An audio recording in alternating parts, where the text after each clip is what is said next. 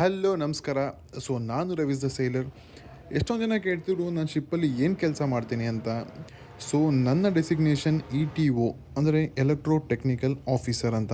ETO ಆಗಿ ಶಿಪ್ಪಲ್ಲಿ ನಮ್ಮ ಕೆಲಸ ಏನಪ್ಪ ಅಂದರೆ ಶಿಪ್ಪಲ್ಲಿರುವಂಥ ಪ್ರತಿಯೊಂದು ಎಕ್ವಿಪ್ಮೆಂಟ್ಸ್ ಅಥವಾ ಮಷಿನರೀಸ್ಗೆ ಯಾವುದೇ ಥರದ ಎಲೆಕ್ಟ್ರಿಕಲ್ ಪ್ರಾಬ್ಲಮ್ ಬಂದರೂ ಅಥವಾ ಯಾವುದೇ ಥರದ ಏನಾದರೂ ಮೇಂಟೆನೆನ್ಸ್ ಇದ್ದರೂ ಪ್ರತಿಯೊಂದು ನಾವೇ ಮಾಡಬೇಕಾಗುತ್ತೆ. ಶಿಪ್ಪಲ್ಲಿ ಟೋಟಲ್ ಎಲ್ಲ ಥರದ ಎಲೆಕ್ಟ್ರಿಕಲ್ ಅಥವಾ ಏನೇ ಆಟೋಮೇಷನ್ ಅಥವಾ ಇನ್ಸ್ಟ್ರುಮೆಂಟೇಷನ್ ಅಥವಾ ಯಾವುದೇ ಥರದ ಪ್ರಾಬ್ಲಮ್ ಮತ್ತು ಅದರ ಸೊಲ್ಯೂಷನ್ ಮೇಂಟೆನೆನ್ಸ್ ಅದನ್ನು ಪ್ರತಿಯೊಂದು ನಾವೇ ನೋಡ್ಕೋಬೇಕಾಗತ್ತೆ. ಇದು as A electro technical officer ಆಗಿ ನಮ್ಮ ಕೆಲಸ. ETO ಆಗಿ ಶಿಪ್ಪಲ್ಲಿ ಅಡ್ವಾಂಟೇಜಸ್ಸು ಮತ್ತು ಡಿಸ್ಅಡ್ವಾಂಟೇಜಸ್ ಎರಡೂ ಇದೆ. ಅಡ್ವಾಂಟೇಜಸ್ ಏನಪ್ಪ ಅಂತ ನೋಡಿದ್ರೆ ನಮ್ಮ ಡಿಪಾರ್ಟ್ಮೆಂಟಲ್ಲಿ ನಾವು ಒಬ್ಬರೇ ಇರ್ತೀರಿ. ನಮ್ಮ ಡಿಪಾರ್ಟ್ಮೆಂಟಲ್ಲಿ ನಾವೇ ಬಾಸ್ ಇದ್ದಂಗೆ.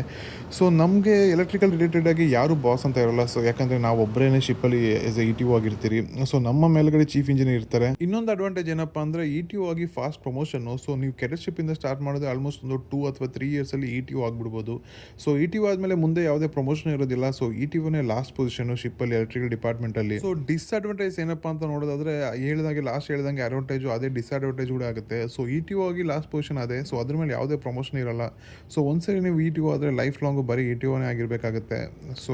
ಇದೊಂದು ಡಿಸ್ಅಡ್ವಾಂಟೇಜ್ ಅಂತ ಹೇಳ್ಬೋದು. ಇದು ಶಿಪ್ಪಲ್ಲಿ ETO ಆಗಿ ನಮ್ಮ ಜೀವನ.